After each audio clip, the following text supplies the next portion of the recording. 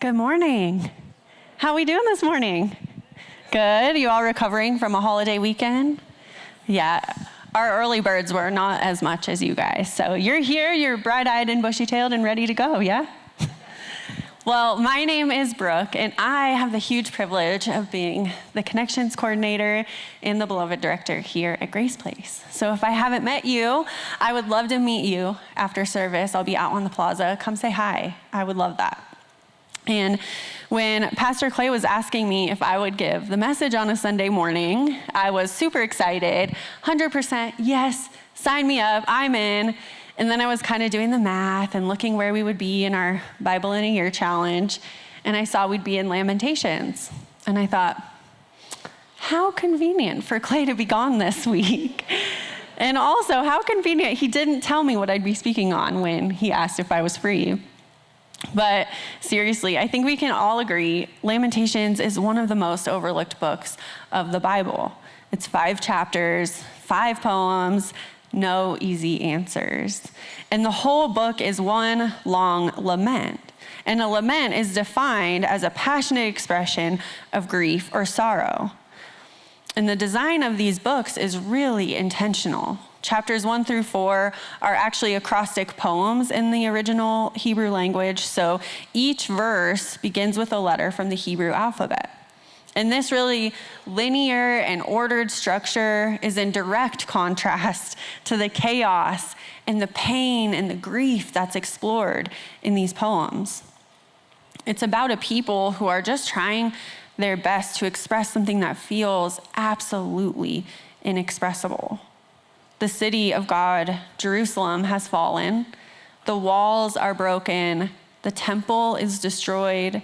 The people are either exiled or they're dead. What once stood as a symbol of strength and unity and the presence of God is now in ruins. This once proud city is faced with a choice. She can either give up, she can give in, or she can give it to God and she can lament. Today, many of us are standing in our own version of a fallen Jerusalem. Not in a literal city, probably, although that is a reality for a lot of people in our world today. But we're standing in the ruins of what we thought our lives would look like. Our family, our careers, our friendships, our health, our faith even. And as we face our own brokenness, I believe we're faced with the same choice that the city faces in this book. We're faced with the temptation to give up. The poem opens with emptiness. It feels silent. Jerusalem was a city bursting with life, and now everything is completely still. The streets are empty and the gates are burned. Lamentations 1 verse 1 says, "How deserted lies the city, once so full of people. How like a widow is she who once was great among the nations. She who is queen among the provinces has now become a slave." And we can see here how the narrator, Jeremiah, personifies the city as a woman who's experiencing tremendous suffering and pain. This personification helps us as the listener engage with the suffering on both a corporate level and an individual level. It helps us relate to the experience and apply it to our lives in a way that we can actually understand and comprehend. The writer paints the city like a widow who's grieving not only a husband, but also her future. This illustration demonstrates the pure psychological trauma the people are going through that can only be expressed as a funeral and the death of a loved one. She's not just broken, she's lost and she's confused and she's forgotten. She doesn't know where to go next because everything that she knew is completely different. And when we see the city as a woman mourning her future, we can understand that this book isn't just about political ruin or the fall of the architecture in the city. It's about heartbreak, and it's about struggling with identity. And that shame felt by Jerusalem is intensified when we can see it through the lens of a direct personal experience. And this feeling is so familiar to me, and I would bet it is for many of you here too. 2 years ago, my husband and I experienced a miscarriage, and I did not handle that grief well at all. And most days I still don't, to be honest. But at first I was just a total mess. I would wake up and I would just beg my husband to let me stay in bed and to skip work and to just ignore everything going on around me. I wanted to just disappear. I felt totally and completely just numb to everything. And this is what the temptation to give up looks like. It's easy to slide into when one thing after another adds up. Giving up is not always loud. In fact, it rarely ever is. It isn't always dramatic. It's that slow burn that piles high when we're grieving thing after thing in our lives. It's our inner voice that says, what's the point? Why even try? Nothing is gonna change. And slowly you just stop. You stop feeling, because to feel hurt, to feel disappointment, to feel overwhelmed would just feel like too much. And those moments that we wanna give up are so real.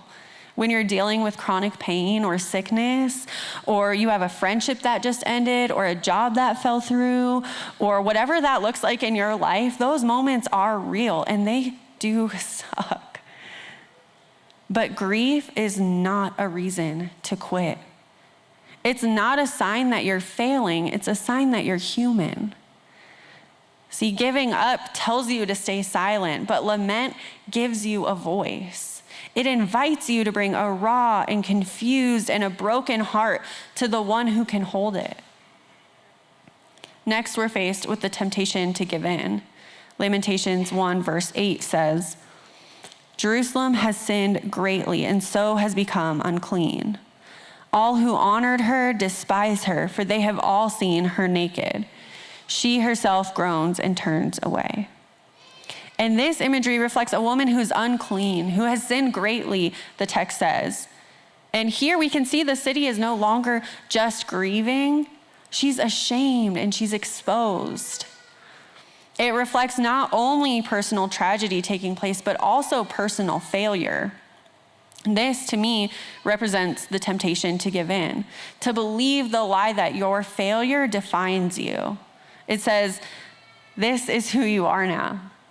When we give in, we say, I deserve this. We condemn ourselves and we keep ourselves stuck in this cycle of shame and guilt, and we tell ourselves that we're just too far gone. In the process of my grieving, my husband was a huge blessing. He did let me grieve and sit in my feelings and feel what I was feeling, but he also encouraged me to not just unplug completely. He encouraged me to get outside and get into nature and press into the things that bring me joy. And some days that literally meant he would physically pick me up and carry me to the car and take me for a drive. That's what it would take to get me out of the house. And on those days that he would push me to do more, I would totally just give in. I would give in to the idea that I was crazy and that something was wrong with me because I couldn't just show up and move on with my life and find joy in the things that I knew I loved. And so I ended up internalizing a lot of that grief. And for a long time, I was in this cycle of handling my grief in one of these two ways, either giving up or giving in. And on the really hard days, I was doing both at the same time. And I would tell myself, I'm just broken beyond repair.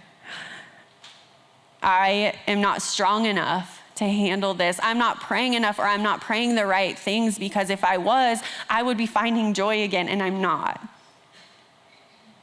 I started to feel like my identity was wrapped up in this pain that I was feeling, that I was the failure. And that's what giving in does. It makes you think that your story ends in shame. It tells you to stop trying to get better, to stop hoping for restoration, because it's useless. You are just too far gone.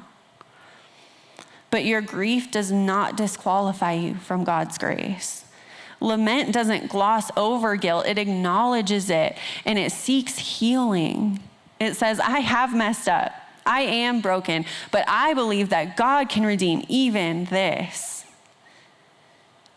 Lament allows us to confront our failures honestly while holding on to the hope that redemption in the confidence of who God is. Lamentations 3:22 through 23 reminds us that because of the Lord's great love, we are not consumed, for his compassions never fail. They are new every morning. Great is your faithfulness. Lament is an appeal to God based on confidence in his character. When you lament, you're living into the idea that you know this verse to be true. When you can sit with God and you can say, this is really, really hard, and I hate it, and I don't understand it. You're also saying that God's compassions never fail and that you are confident that you have a God who is in it with you. Next, we're faced with the call to lament. So I have 2 sons. Here's a picture up on the screen. There's my husband, Forrest. He's on the worship team. You might recognize him. And then I have a 4-year-old little Forrest. And our little rainbow baby is going to be 1 next week. His name is Archer. And so naturally, at our house, we watch a lot of kids' movies. And it's 100% because the kids ask us, and not because my husband and I love watching kids' movies, okay? But we love watching the Inside Out movies because they do an amazing job of explaining emotions and navigating a whole range of experiences.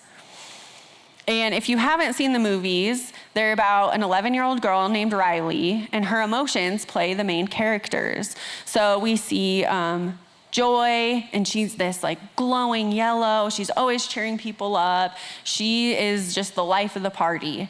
And then there's Sadness, and Sadness is blue, and she's sad. She's kind of a downer.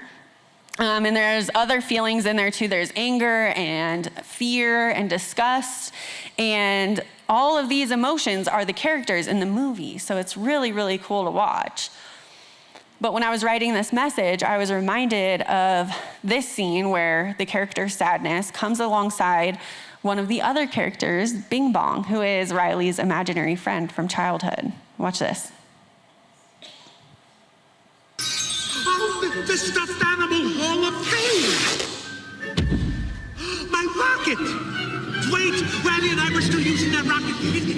It still has some song power left. Who's your friend who likes to play?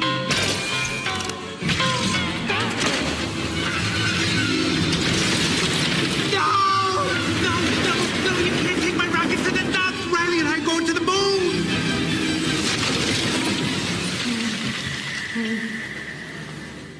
Riley can't be done with me.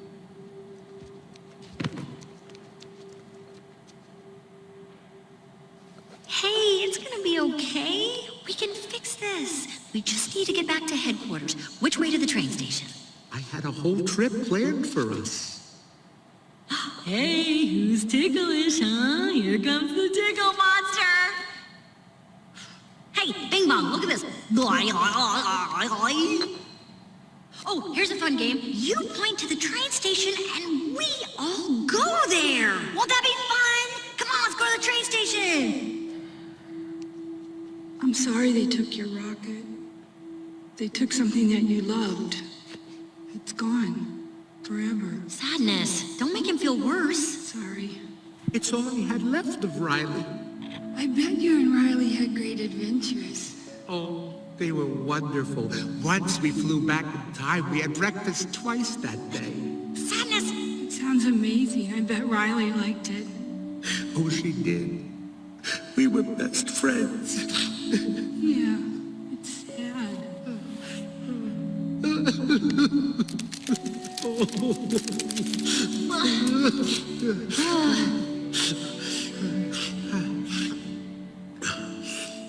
I'm okay now. Come on. The train station is this way.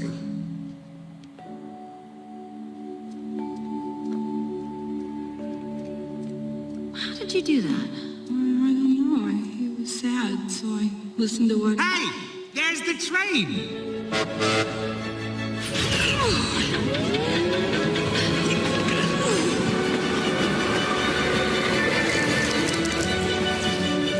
Oh, we made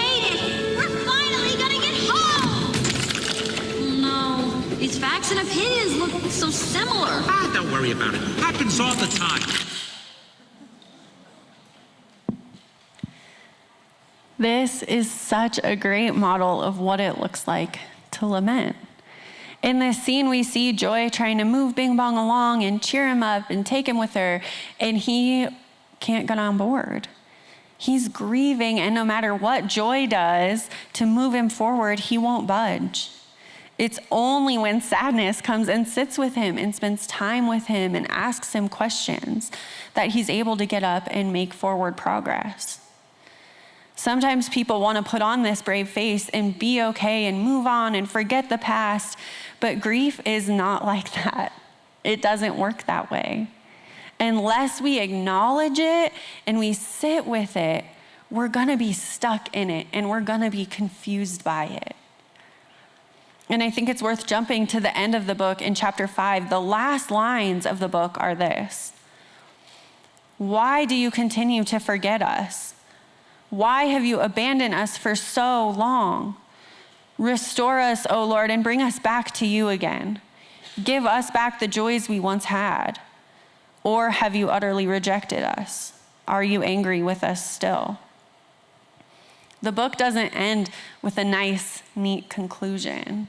They don't just get it all out there and sit in their sadness and move on and everything's okay at the end.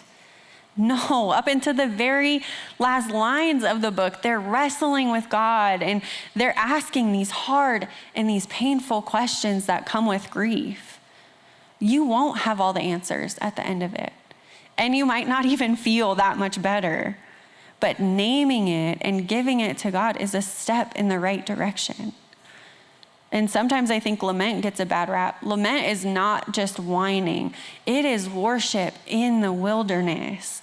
It's what faithful people do when nothing else makes sense. People like Job and David and Jeremiah reveal to us that prayers of complaint can still be prayers of faith. They represent that last refusal to let go of a God who may seem absent or worse, uncaring. But the practice of lament is also communal. Romans 12:15 tells us to rejoice with those who rejoice and mourn with those who mourn. The book of Lamentations doesn't just record individual grief. It bears witness to a collective suffering and a public injustice. The devastation of Jerusalem was not just a random tragedy. They were warned all through the book of Jeremiah that this would happen if they kept making these choices, right? It was a collapse brought on by years of systemic failure, of corrupt leadership, and the exploitation of the vulnerable, and the idolatry of power, and the complete neglect of justice. In his book, Prophetic Lament, theologian Soon-Chun Rah reminds us that lament recognizes the struggle of life and cries out for justice against existing injustices. When we skip over lament, or when our churches silence the voices of the suffering, we risk covering up the very real pain of communities who are still walking through ruin. But Scripture invites us into a different rhythm. True lament is not weakness, it's resistance. If we're called to be the voice for the voiceless, we must learn to speak that language. We have to learn how to sit in our brokenness, not to just fix it right away, but to bear witness to it, to hear the voices of the people in our community, to mourn with them, and to seek justice for them on their behalf.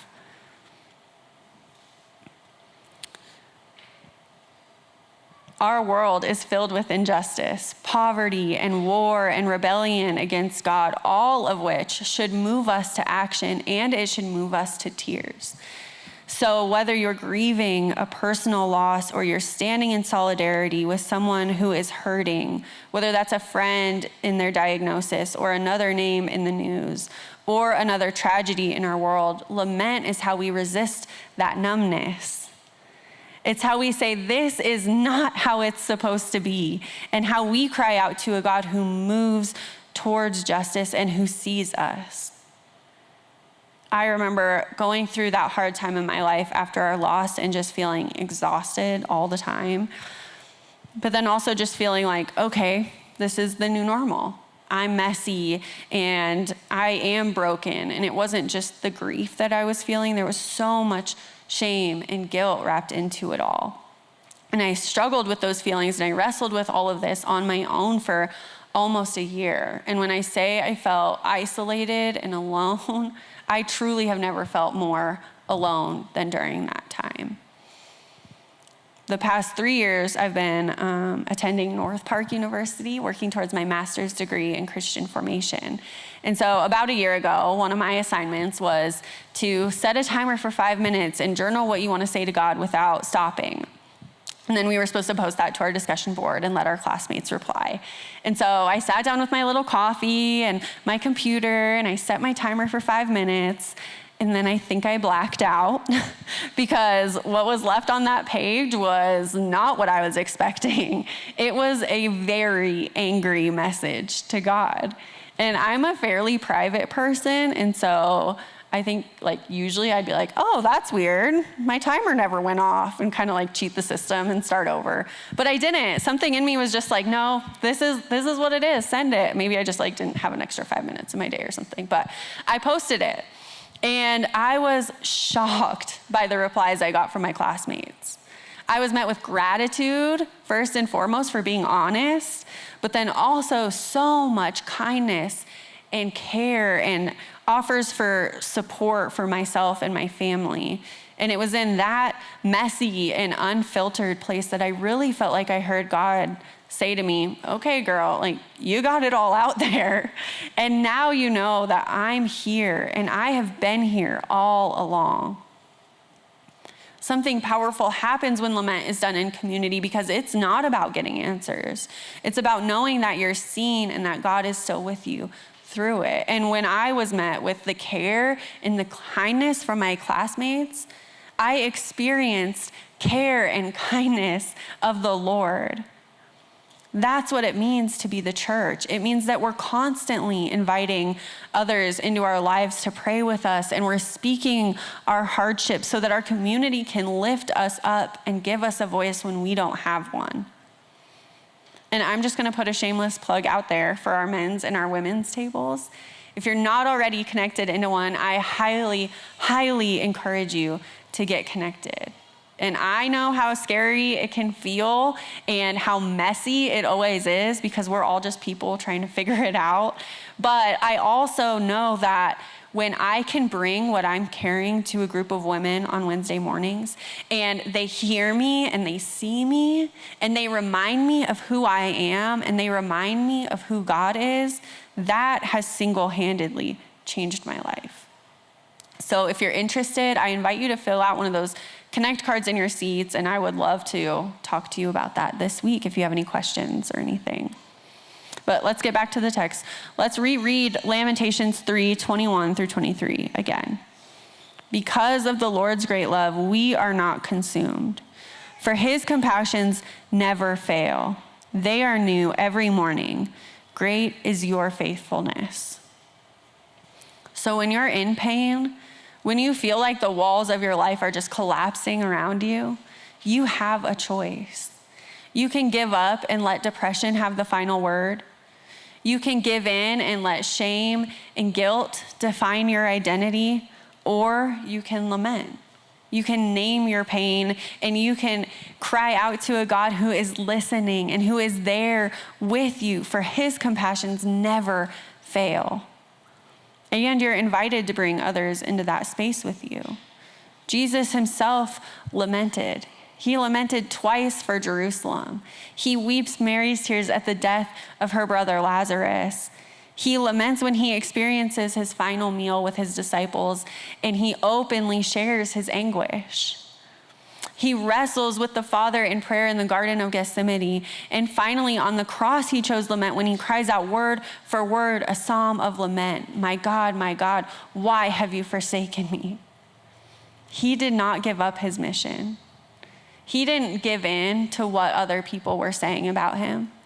He lamented to show us that God is with us even in the hardest places.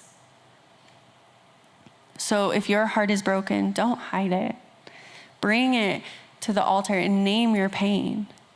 Lament it and bring it to a God who heals.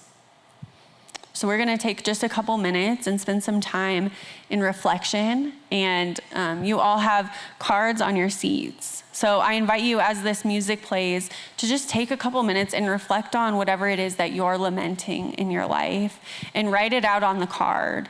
After service, I invite you guys outside to the right, there's that chalk wall. I invite you to hang your card on the wall and grab someone else's card. And this is one way that we can sit with what we're lamenting, and then we can come together as a community and pray for other people in our church body who are also lamenting something in their lives. So we'll take a few minutes, just sit and pray and reflect and write out those cards.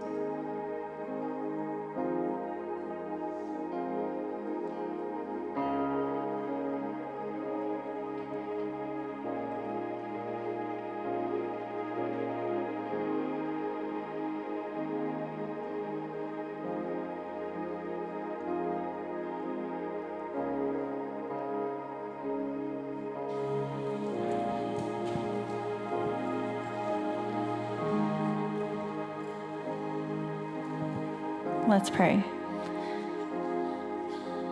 God, you know us. You see us in all that we carry, the loss, the shame, the sitting in the silence of overwhelm, and yet you do not turn away. You draw near. I confess that I am tempted to give up. I am tempted to give in, but Lord, in those moments, guide me to choose lament instead. Teach me how to cry out with an honest heart. Lead me to trust in you first and foremost, not because it's the easy decision, but because you are faithful. Today, in my struggles, I wait for your mercy.